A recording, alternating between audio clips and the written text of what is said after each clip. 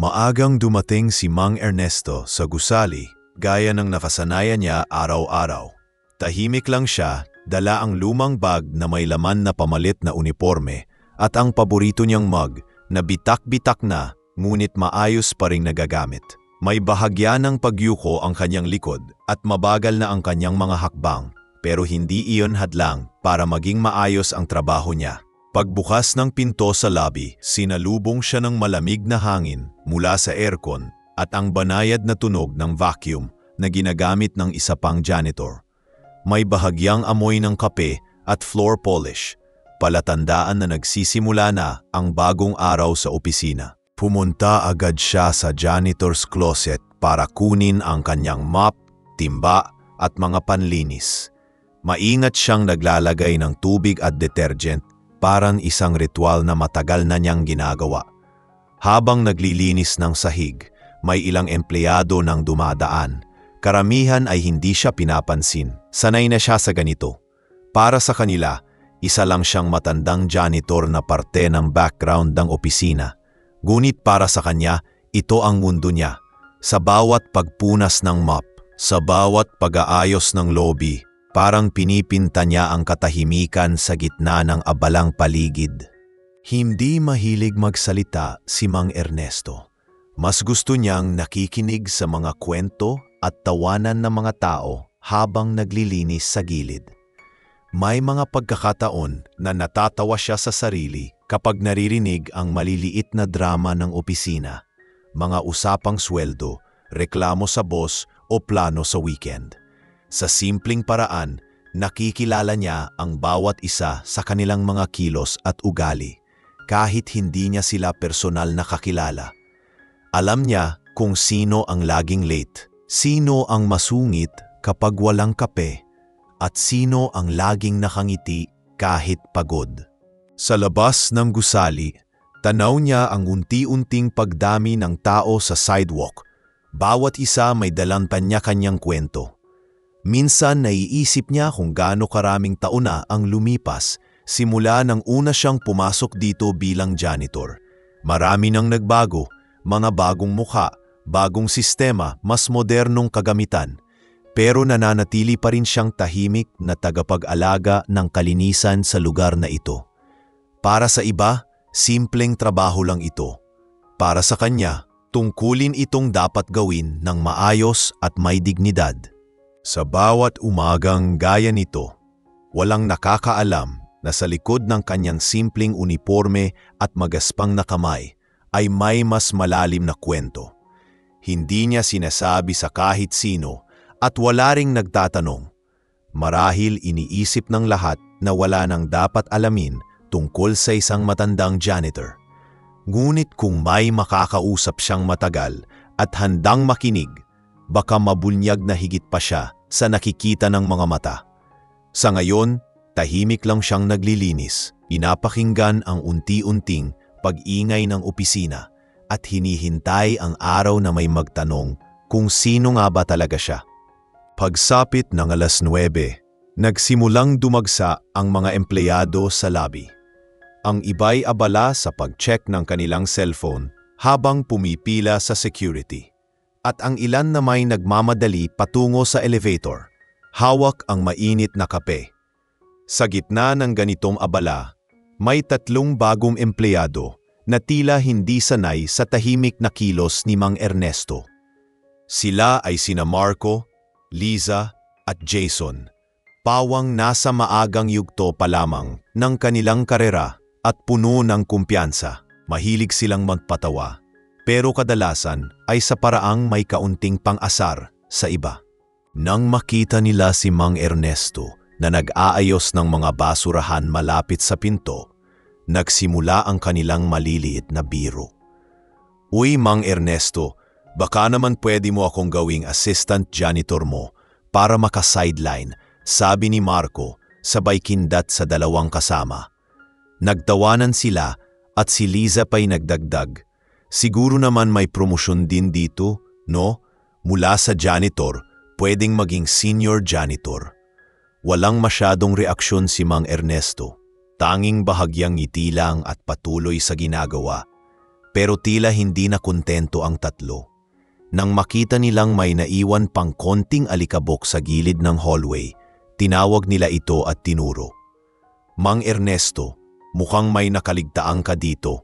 Sayang naman ang sweldo mo, biro ni Jason, na ikinatawa ng dalawa. May ilan pang empleyado na dumaan at nakarinig ng mga sinabi, ngunit walang nagsalita. Tara pigilan ang pang-asar. Karaniwan na kasi sa opisina na ang matatanda o mabababang posisyon ay madaling gawing biro. Sa kabilang banda, may isang empleyado na hindi natuwa sa eksena. Si Clara, isang junior staff sa HR, ay tahimik na nagmamasid mula sa gilid. Hindi siya pala kaibigan sa mga ganitong biro, lalo na kung malinaw na nakakasakit ng damdamin. Alam niyang tahimik at mabait si Mang Ernesto at wala siyang natatandaang pagkakataon na nanakit ito ng kahit sino. Sa loob-loob niya, iniisip niya kung bakit kailangan pang gawing libangan ng ilan ang pangmamaliit. Habang tumatagal ang araw, patuloy ang tatlong magkakaibigan sa pagbibiro. Minsan ay tinatago nila ang daspan ni Mang Ernesto kaya't napipilitan itong maghanap ng iba. Minsan naman ay binabago nila ang ayos ng mga basurahan para magmukhang magulo, saka tatawagin siya para pagsabihan. Sa kabila ng lahat, nanatiling mahinahon si Mang Ernesto. Tila sanay na sa ganitong pagtrato. Hindi siya sumasagot ng masama, hindi rin siya nagrereklamo.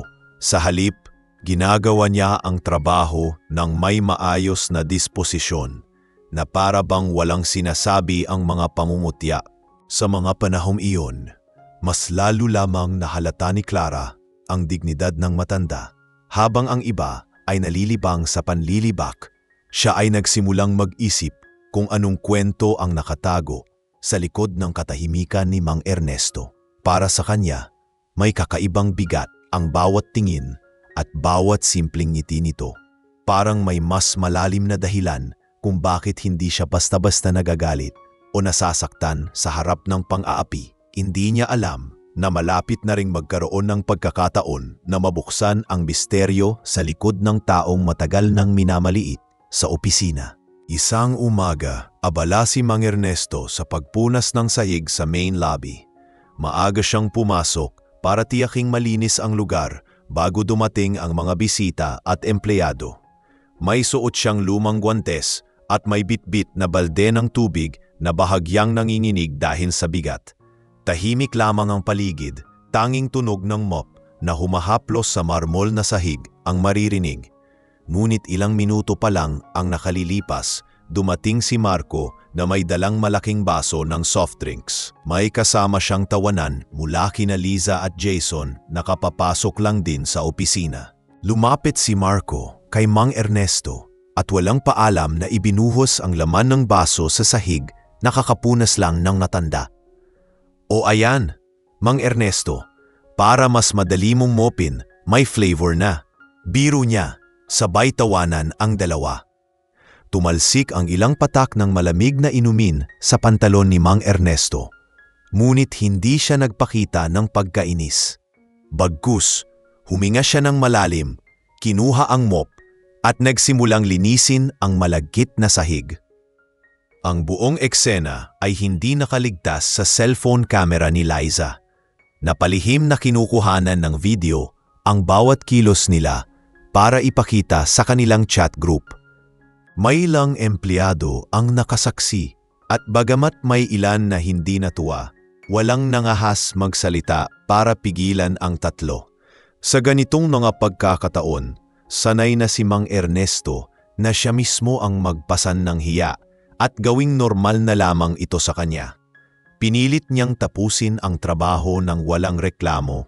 Pinapanatili ang mabagal ngunit maingat na galaw ng kanyang kamay sa mop.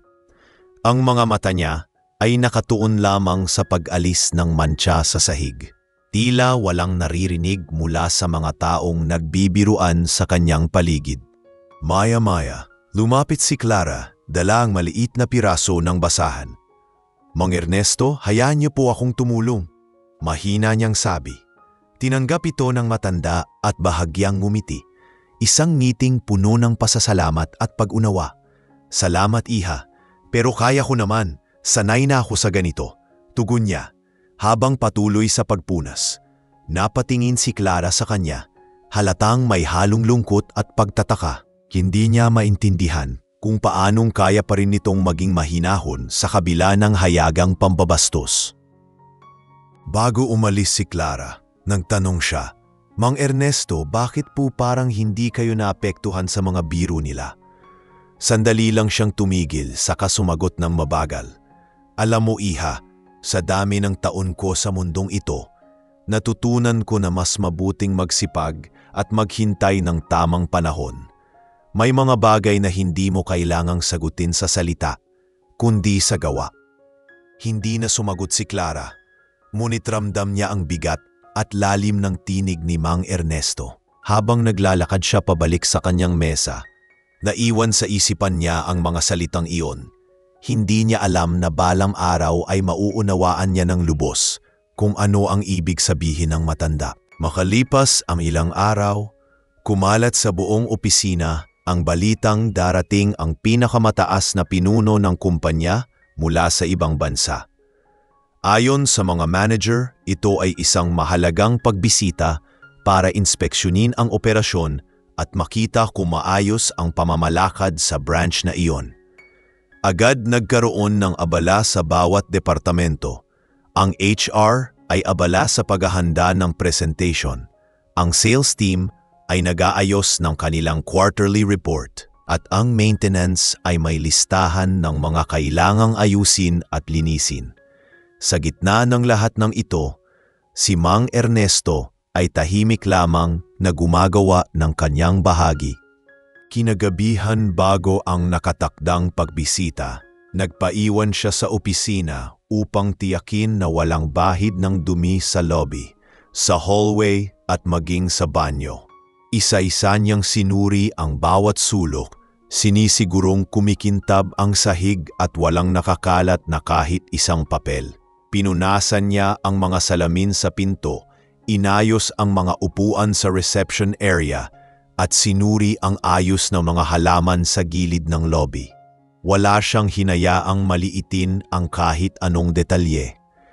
Para sa kanya, ang pagiging malinis at maayos ng paligid ay sumasalamin sa pagkatao ng mga nagtatrabaho doon. Samantala, sa kabilang panig ng opisina, si Marco, Liza at Jason ay abala rin, pero sa paraang may halong pang-aasar. Habang si Mang Ernesto ay nakayuko sa paglilinis, dumaan sila at nagkomento ng may halong biro. "Aba, parang ikaw ang pinaka-excited sa pagdating ng Big Boss, Mang Ernesto," sabi ni Liza na may kasamang ngiti na hindi maipinta. "Baka pag nakita ka niya, bigyan ka ng medalya para sa Best Janitor Award?" Dagdag ni Marco na agad ikinatawa ni Jason. Tumigil sandali si Mang Ernesto, tumingin sa kanila at saka muling nagpatuloy sa ginagawa na parang walang narinig. Pagkatapos ay dumating si Clara mula sa kanyang opisina, dala ang ilang dokumento. Napansin niyang magdamag na nagtatrabaho si Mang Ernesto at hindi pa kumakain.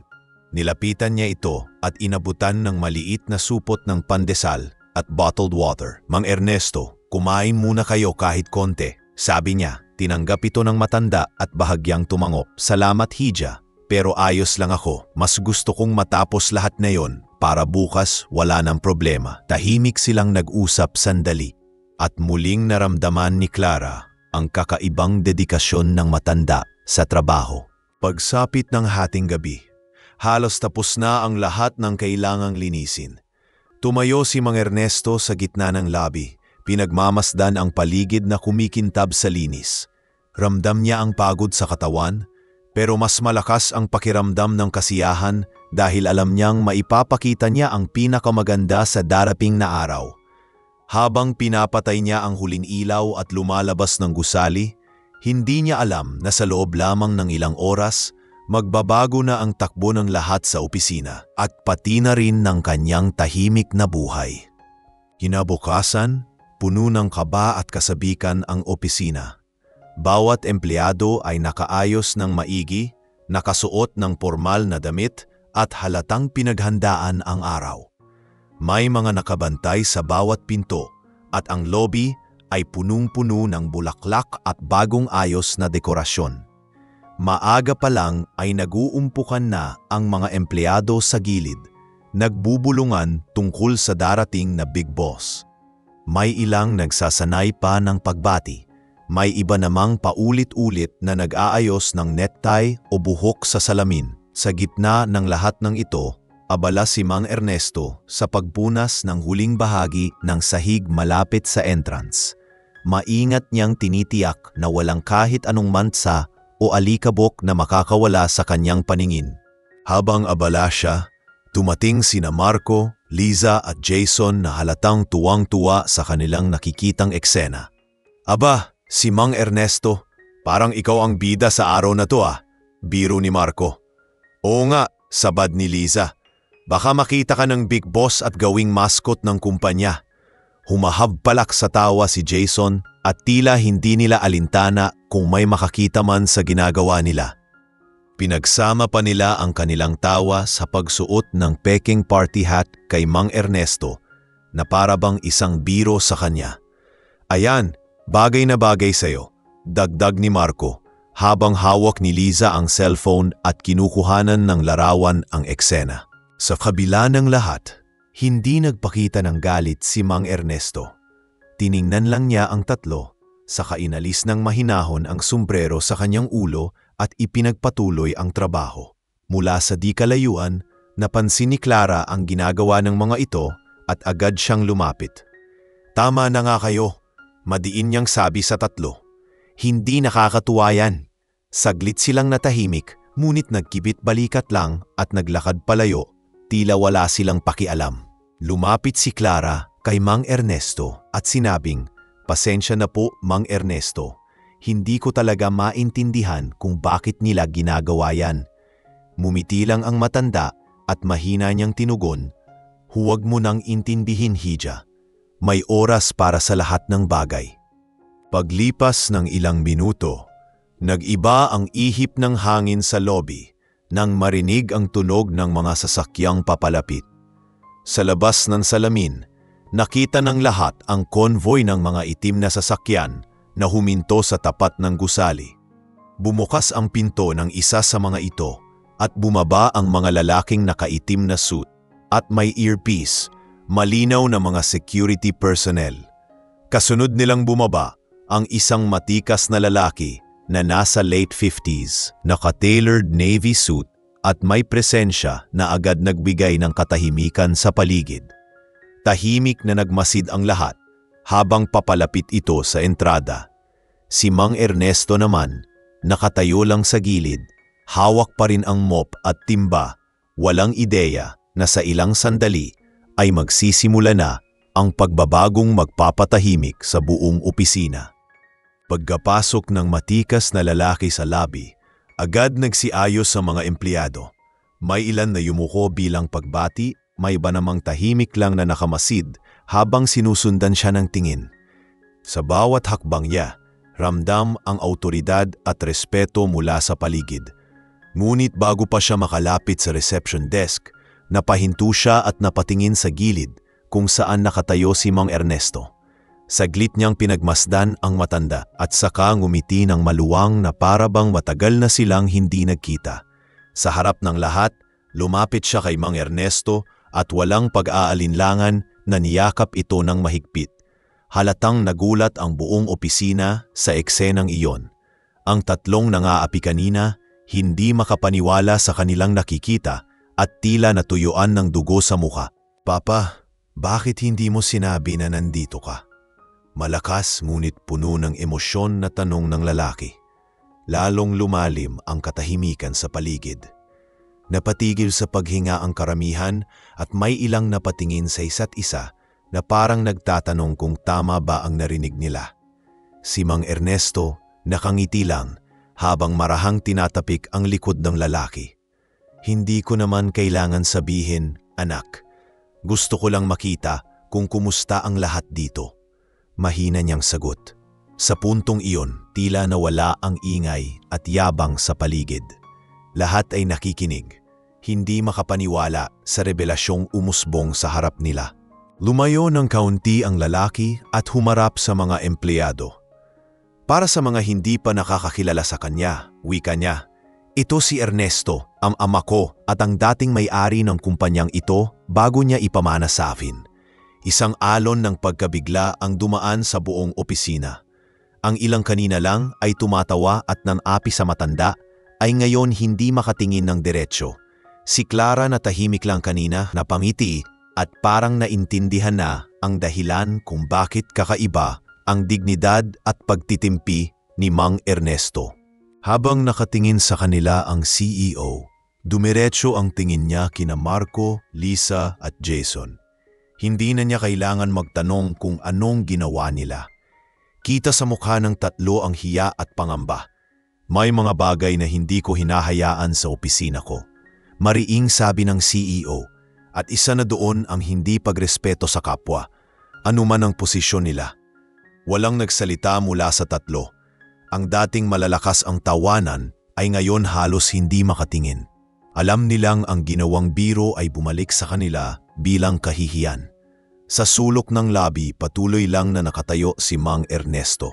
Mahinahong pinagmamasdan ng lahat at sa kanyang mga mata hindi galit ang nangingibabaw kundi pag-unawa na may oras ang lahat para matuto. Matapos ang nakakagulat na revelasyon sa lobby, mabilis na humalat ang balita sa buong opisina. Ang bawat departamento ay may kanya-kanyang buluman. Iniisa-isa ang mga pangyayari at pilit inuugnay ang mga nakaraang araw sa bagong katotohanan na nalaman nila. May ilan na tila nahihiya dahil naaalala nila kung paanong minsan ay hindi nila pinansin o kinilala si Mang Ernesto. Habang ang iba naman ay tahimik lang at iniisip kung gaano kalalim ang dahilan kung bakit pinili ng isang dating may-ari ng kumpanya na magtrabaho bilang janitor. Sa kabila ng lahat, nanatiling mahinahon si Mang Ernesto. Hindi siya nagpakita ng anumang pagyayabang o galit, bagkus ay parang mas lalo pang nagpakumbaba. Habang nagpapatuloy ang umaga, inimbitahan ng CEO ang lahat sa main conference room para sa isang biglaang pagpupulong. Punong-puno ang silid at halos walang nagsasalita dahil sa tensyon na bumabalot. Ang CEO, nakatayo sa harap, ay nagsimulang magsalita. "Ngayong alam na ninyo kung sino si Mang Ernesto sa buhay ko at sa kumpanyang ito, may ilang bagay akong nais ipaalala sa lahat. Ang respeto ay hindi ibinibigay dahil sa posisyon, sa sweldo o sa hitsura ng isang tao.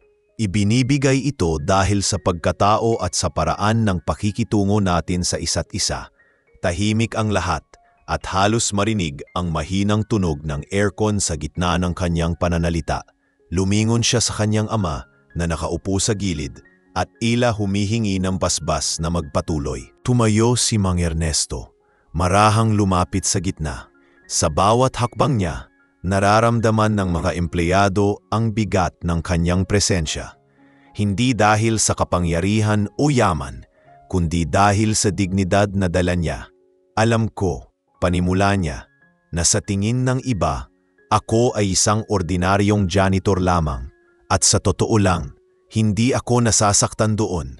Ang mahalaga ay nagagawa ko ng maayos ang tungkulin ko kahit sa simpleng paraan." Huminto siya sandali, tinitigan ang mga empleyado. Muling naupo si Mang Ernesto at kinuha ng CEO ang pagkakataon para maglatag ng mga pagbabago. "Simula ngayon, magpapatupad tayo ng mas malinaw na polisiya laban sa anumang uri ng pang-aapi o pangmamaliit sa opisina.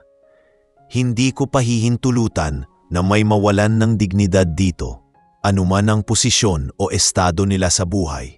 Lahat ng naririto ay mahalagang bahagi ng kumpanyang ito." May kasamang utos din ang CEO na magkaroon ng regular na values training at character building seminars para sa lahat ng empleyado. Ang HR department na pinamumunuan ng kanilang head ay agad na inatasang simulan ang plano. Pagkatapos ng pagpupulong, Isa-isang lumapit ang mga empleyado kay Mang Ernesto. Ang ilan ay nag-abot ng kamay bilang pagbati. Ang iba naman ay nagbigay ng simpleng pagyuko bilang paghingi ng tawad. Dumating din ang tatlong pangunahing nang aapi sa kanya. Halatang kinakabahan sina Marco, Liza at Jason habang papalapit. Si Marco ang unang nagsalita. Mang Ernesto, patawarin niyo po kami sa mga nagawa namin. Hindi po namin alam. Pinutol ito ni Mang Ernesto sa pamamagitan ng pagtaas ng kamay. Hindi na nating kailangang balikan pa ang nakaraan. Ang mahalaga, matuto tayo at magbago. Tumango lang ang tatlo, ngunit halata sa kanilang mga mata ang hiya at pagnanais na makabawi. Sa mga sumunod na oras, napansin ni Clara na iba ang kilos ng mga tao sa opisina. Ang dating magaspang at mapanuyang tingin kay Mang Ernesto ay napalitan ng respeto at paggalang. May mga lumalapit upang mag-alok ng tulong sa kanyang gawain. May nagbibigay ng pagkain at may nakikipag-usap na parang kaibigan. Ngunit sa kabila ng pagbabago, nanatili siyang simple. Ayaw niyang magbago ang pakikitungo ng mga tao sa kanya dahil lang sa nalaman nilang siya pala ay dating may-ari ng kumpanya. Para sa kanya, mas mahalaga na magpatuloy siyang magtrabaho ng tapat at magbigay ng mabuting halimbawa. Kinahapunan, habang nag-aayos ng ilang gamit sa storage room, nilapitan siya ni Clara. Mang Ernesto, ngayon ko po naiintindihan yung sinabi niyo sa akin dati na may tamang oras para sa lahat. Iba po pala talaga ang ibig niyong sabihin. Napangiti si Mang Ernesto at tumango. Oo, Hija, may mga bagay na mas malinaw lang nating mauunawaan kapag dumating na tayo sa tamang sandali. At kapag dumating iyon, dapat handa tayong tumanggap at magpatawad. Sa araw na iyon, hindi lang respeto ang nakuha ni Mang Ernesto mula sa mga tao sa paligid niya. Naging inspirasyon din siya sa marami na mapagtanto na ang tunay na halaga ng isang tao ay hindi nakikita sa posisyon o kayamanan, kundi sa paraan ng paghawak niya sa kanyang dignidad kahit sa gitna ng pang-api. Ang kanyang katahimikan ay naging aral at ang kanyang presensya ay nagsilbing paalala na sa bawat tao may kwento at halaga na hindi dapat maliitin. Kinabukasan, tila ibang opisina ang bumungad kay Mang Ernesto. Maaga pa lang ay may ilang empleyado na ang bumabati sa kanya. Hindi lang basta simpleng tango, kundi may kasamang ngiti at pagbibigay galang. Ang ilan na dati ay dumadaan lang sa kanyang tabi na parang hindi siya nakikita, ngayon ay humihinto para makipag-usap, nagtatanong kung kumusta siya o kung may maitutulong sila. Kahit ang mga dati laging abala sa cellphone habang naglalakad, ay sandaling nag-aangat ng tingin para magbigay-pugay. Tahimik lang siyang tumatango at ngumumingiti, ngunit ramdam niya ang pagbabago sa ihip ng hangin.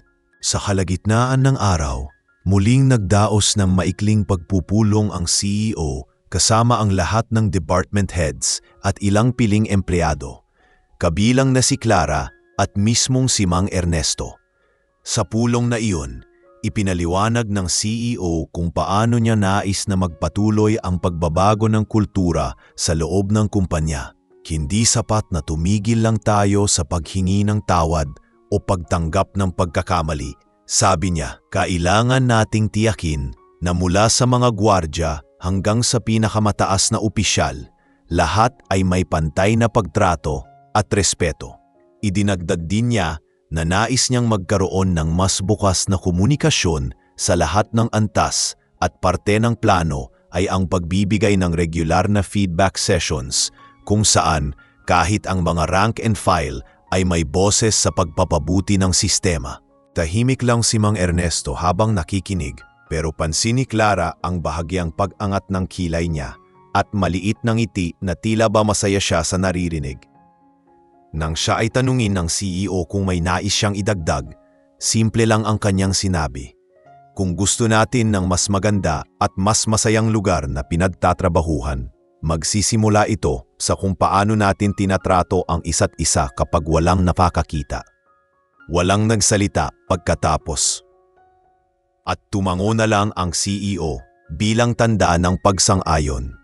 Pagkatapos ng pulong, nagkaroon ng pagkakataon si Mang Ernesto na makausap ng masinsinan ang ilang empleyado na dati halos hindi siya pinapansin. May lumapit sa kanya mula sa accounting department at nagsabing, "Mang Ernesto, pasensya na po kung may mga pagkakataon na hindi ako naging magalang. Natutunan ko po mula kahapon na may mga taong hindi natin dapat hinuhusgahan agad." Ngumiti lang si Mang Ernesto at sumagot, "Wala iyon. Mas mahalaga sa akin na nagbago ang pananaw mo kaysa magbalik tanaw tayo sa nakaraan." Samantala, si Clara ay naging mas abala sa kanyang bagong tungkulin na tulungan ang HR sa pagpapatupad ng values training. Bilang isa sa mga nakasaksi ng buong pangyayari mula sa umpisa, malapit sa puso niya ang layuning ito.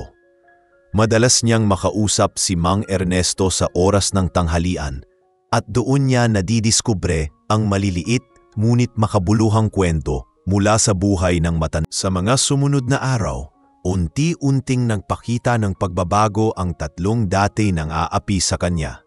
Si Marco na dati laging may pangungutya ay minsan nang nagboluntaryo na tulungan si Mang Ernesto magbuhat ng mabibigat na gamit. Si Liza na laging may cellphone para mag-record ng biro, ngayon ay ginagamit na ito para kumuha ng mga litrato ng malinis na lobby at ipinapadala sa maintenance bilang patunay ng magandang trabaho. Si Jason naman, na dati walang pakialam sa paligid, ay nakikitang tumutulong mag-ayos ng mga upuan sa reception area tuwing may bisita. Hindi man sila palaging nakikipag-usap ng personal, ramdam ni Mang Ernesto na ang kanilang kilos ay patunay ng pagsisikap na makabawi.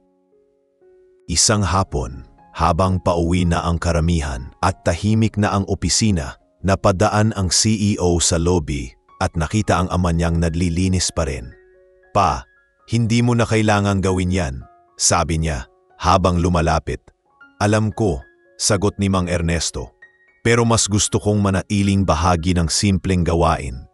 Nakakatulong ito para makita ko kung paano magbago ang mga tao sa araw-araw." Ngumiti ang CEO at saglit na pinagmamasdan ang ama bago siya umalis. Sa simpleng sagot na iyon, malinaw sa kanya na ang pagiging janitor ay hindi simpleng trabaho para kay Mang Ernesto. Isa itong paraan para magturo ng hindi nagsesermon. Pagsapit ng gabi, habang inilalak ni Mang Ernesto ang janitor's closet, naramdaman niya ang kakaibang kapanatagan. Hindi na siya tinitingnan bilang simpleng matandang gumagawa ng mababang posisyon, kundi bilang taong may ginampanang malaking papel sa pagbabagong naganap sa kumpanya.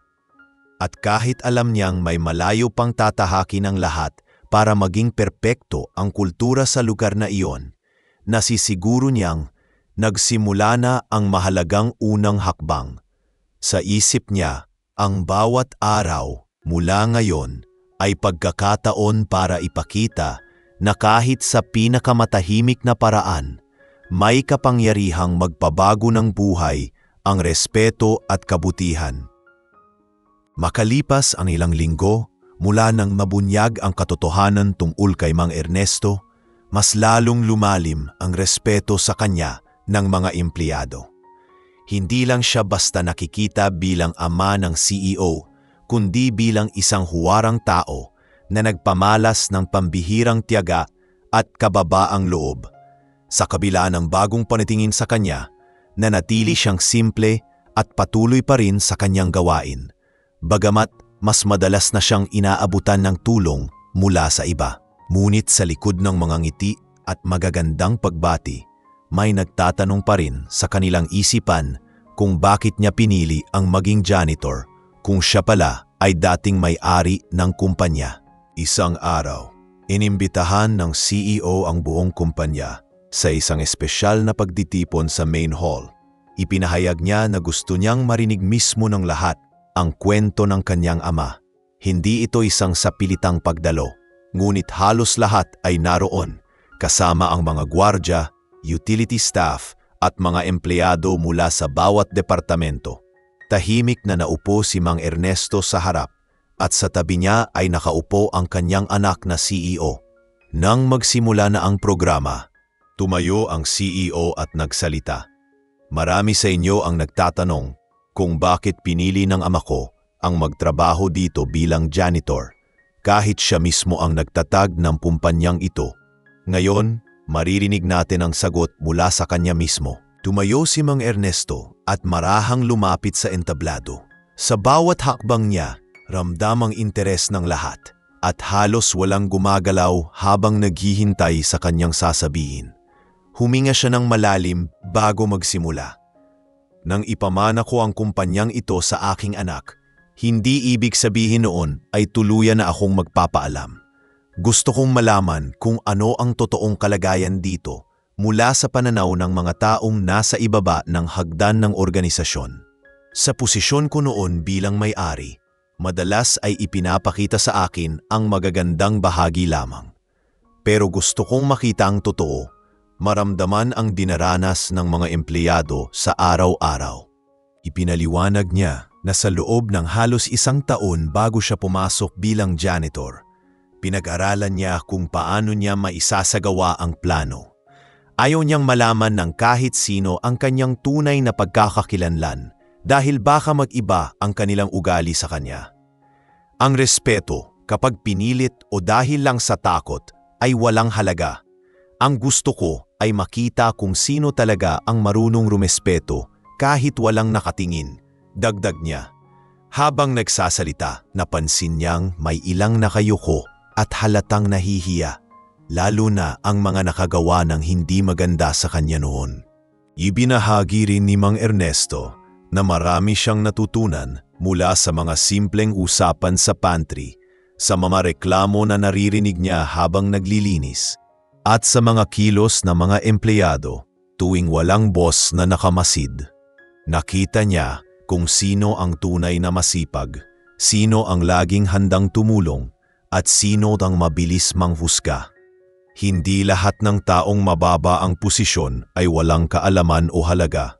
Aniya, madalas sila pa ang may pinakamatibay na pundasyon ng kumpanya dahil sila ang gumagawa ng mga bagay na madalas hindi napapansin pero mahalaga. Nang marinig ito, napatingin si Clara kay Mang Ernesto at naalala ang mga pagkakataong tinulungan niya ito sa kabila ng pangaasar ng iba.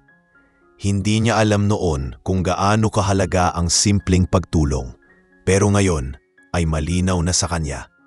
Sa isang sulok naman, nakaupo sina Marco, Liza at Jason na mula nang mangyari ang insidente ay patuloy na nagpapakita ng pagsisisi sa pamamagitan ng pag-aalaga sa kanilang mga gawain at pagrespeto sa lahat. Bago matapos ang kanyang pagsasalita, tumingin si Mang Ernesto sa kanyang anak at ngumiti. Anak, ipinagmamalaki ko ang kumpanya mo at kung paano mo ito pinapatakbo. Pero tandaan mo, ang tunay na yaman ng negosyo ay ang mga taong bumubuo nito, mula sa pinakamataas hanggang sa pinakamababa. Tumayo ang CEO at niyakap ang kanyang ama sa harap ng lahat na agad namang pinalakpakan ng buong hall. May ilan pang napaluha, hindi lang dahil sa emosyon ng eksena, kundi dahil sa malalim na aral na kanilang narinig.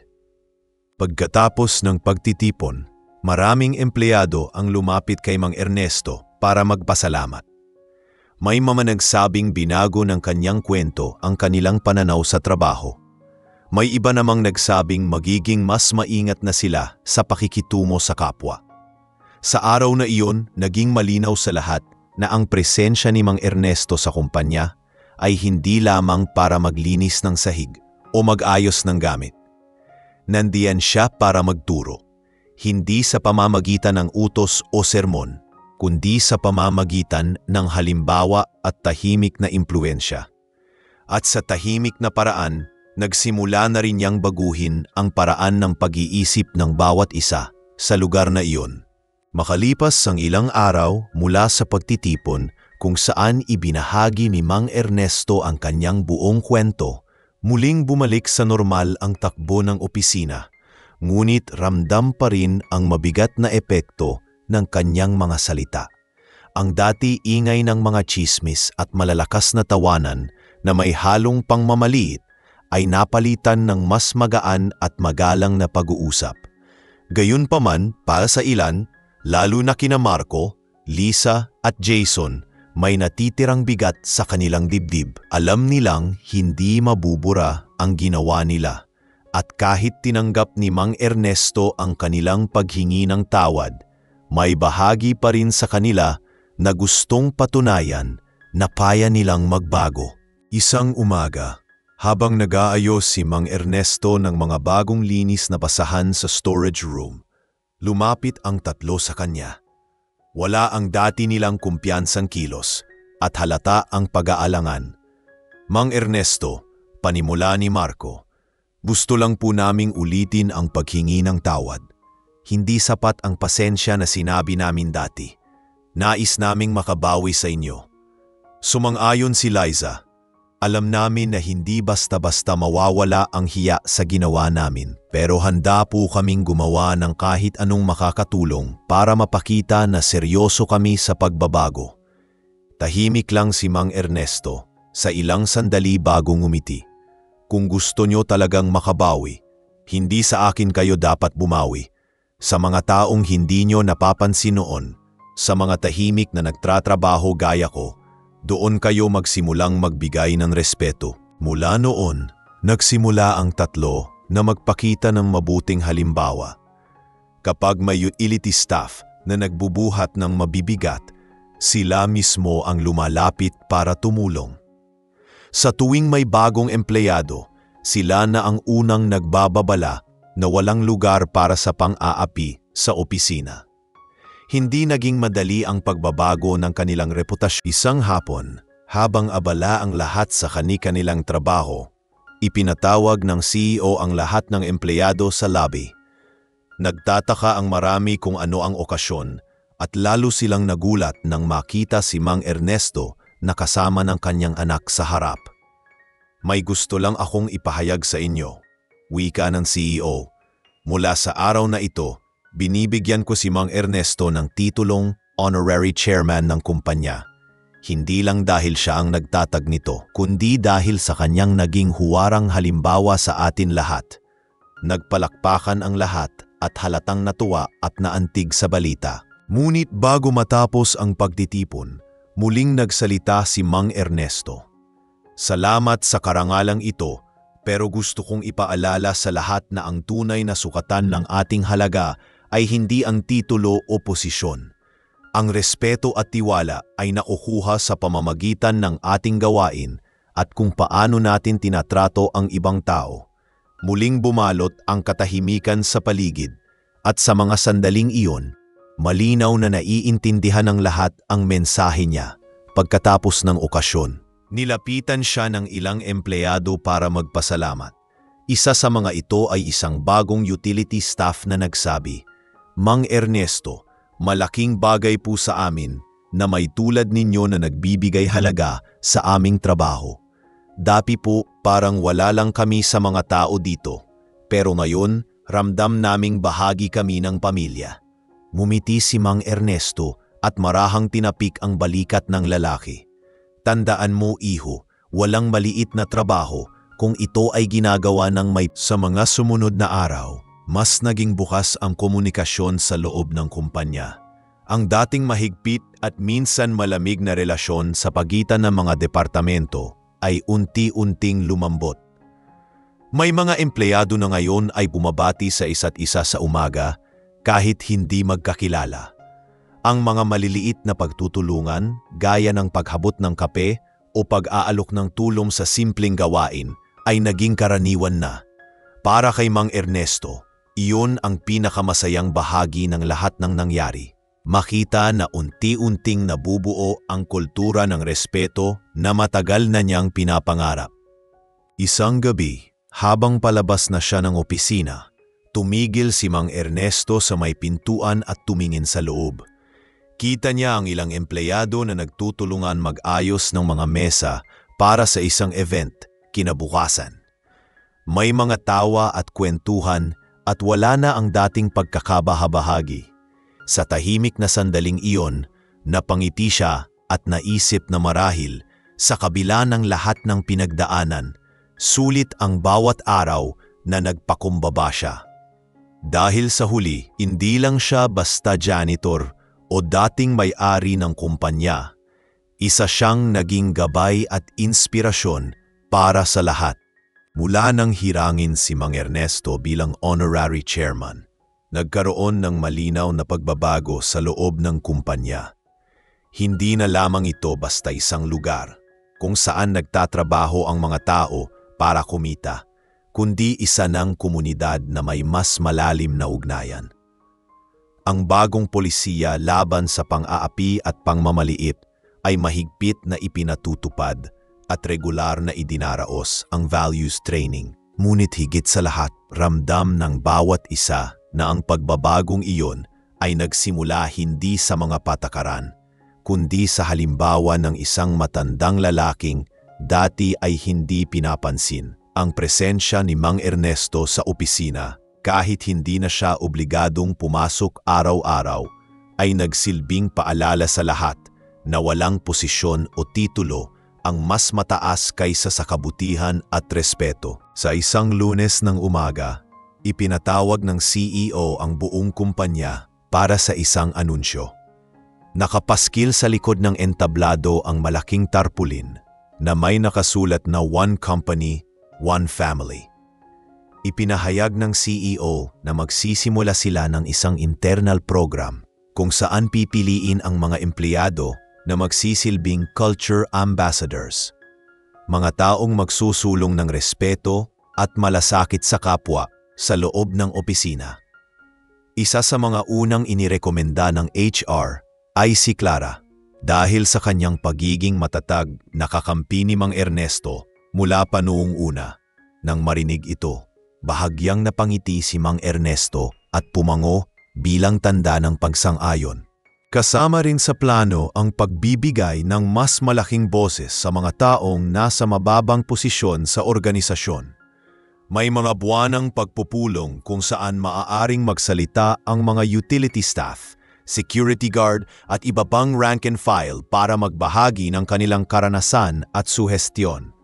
Sa unang ganitong pagpupulong, halos lahat ay natuwa nang makita si Mang Ernesto na nakaupo sa likod, nakikinig ng mabuti sa bawat kwento.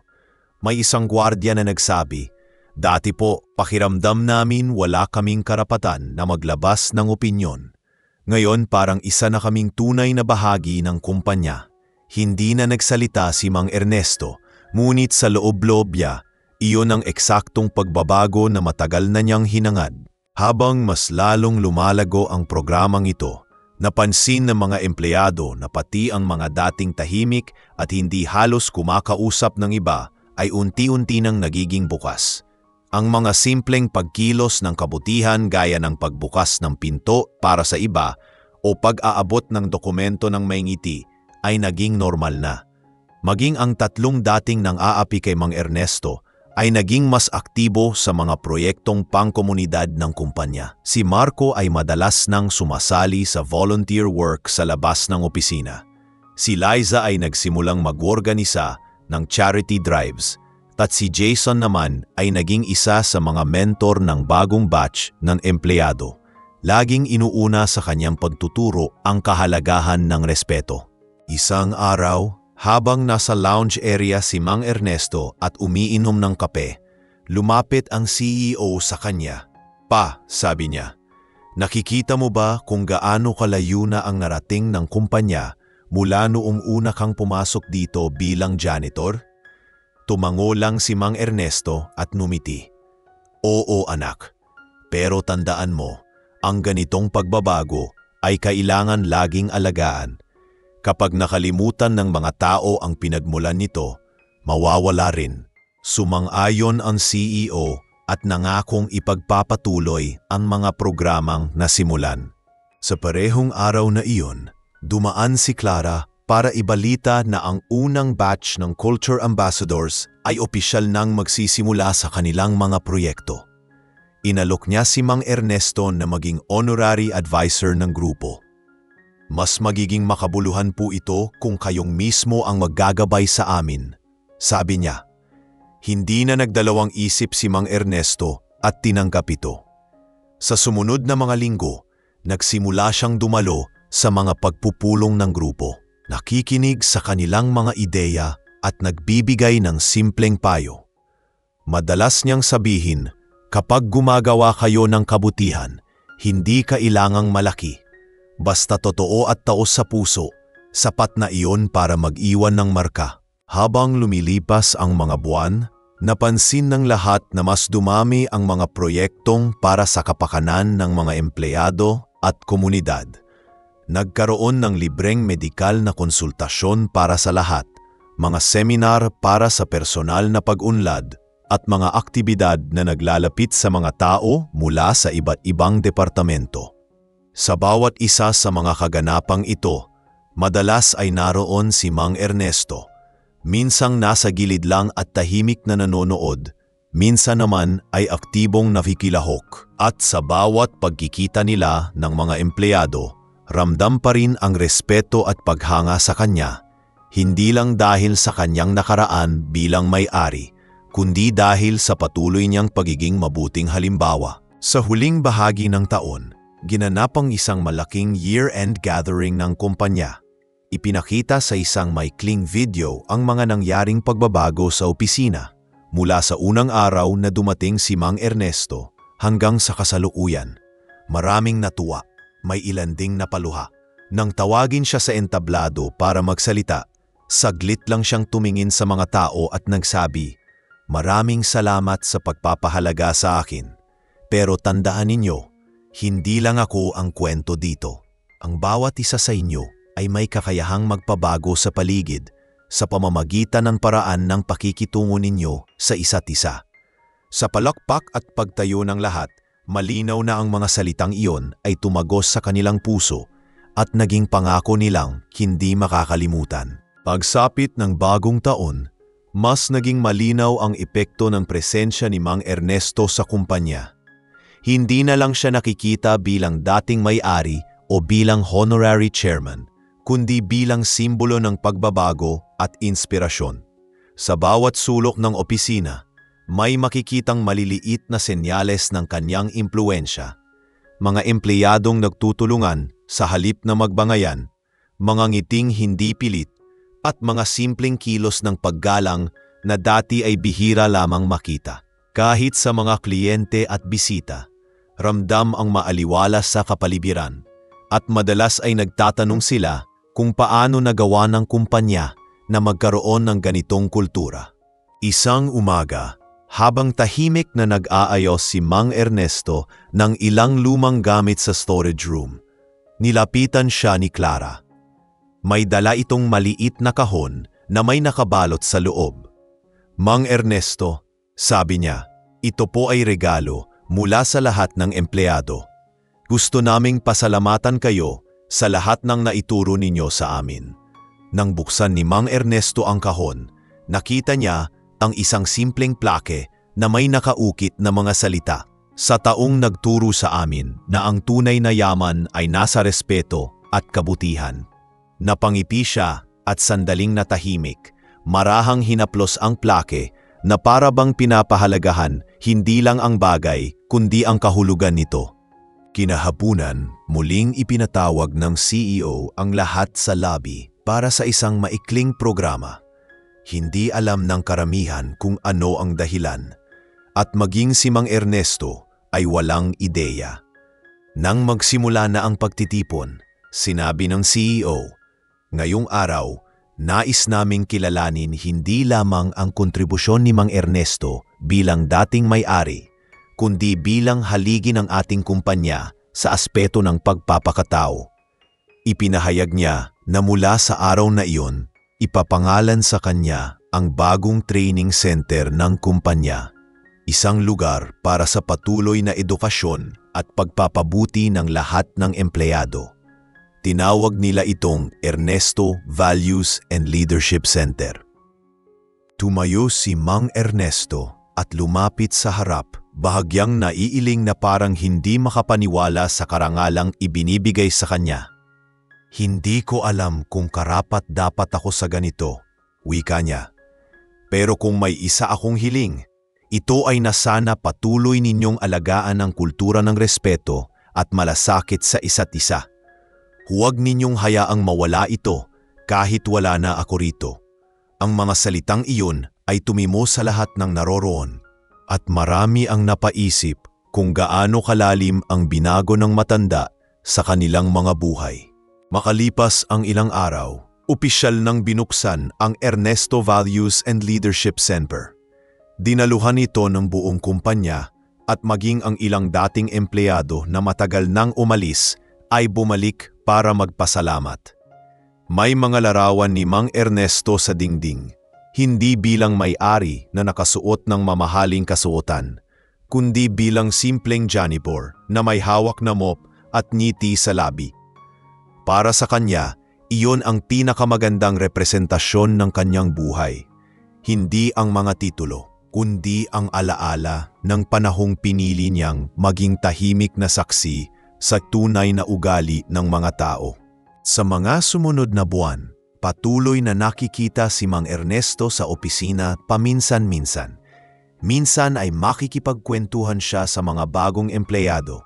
Ikinukwento kung paano siya natutong maging natiyaga at hindi madaling magpadala sa galit. Minsan naman ay dumadalaw siya sa training center para magbigay ng maikling talumpati sa mga nagsasanay doon. Laging iisa ang kanyang mensahe, hindi mahalaga kung saan ka nakapwesto sa hagdan ng buhay. Ang mahalaga ay kung paano ka kumilos habang nandoon ka.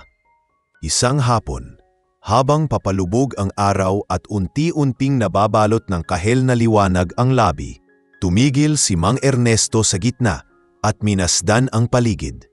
Nakita niya ang mga empleyado na nagtutulungan mag-ayos ng mga gamit para sa isang event.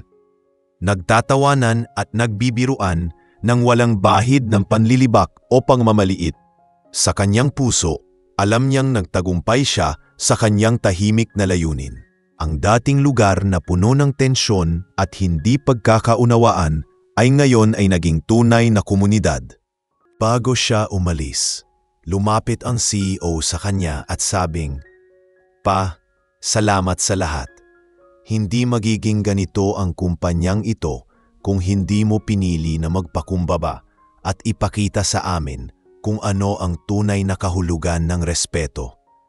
Mumiti si Mang Ernesto, marahang tinapik ang balikat ng anak at sumagot, "Anak, ikaw naman ipapatuloy nito. Ang trabaho ko ay tapos na, pero ang aral na iniwan ko ay para sa inyong lahat." Pagkatapos ay lumakad siya palabas. Dala ang kapanatagan na kahit anong mangyari, may naiwan siyang pamana na hindi kayang pantayan ng pera. Isang kultura ng dignidad, malasakit at tunay na paggalang sa bawat tao. Sa mga susunod na taon, mananatili ang kanyang kwento bilang gabay sa kumpanya at ang kanyang pangalan ay magiging paalala na ang kabutihan, gaano man kaliit, ay kayang magbago ng mundo.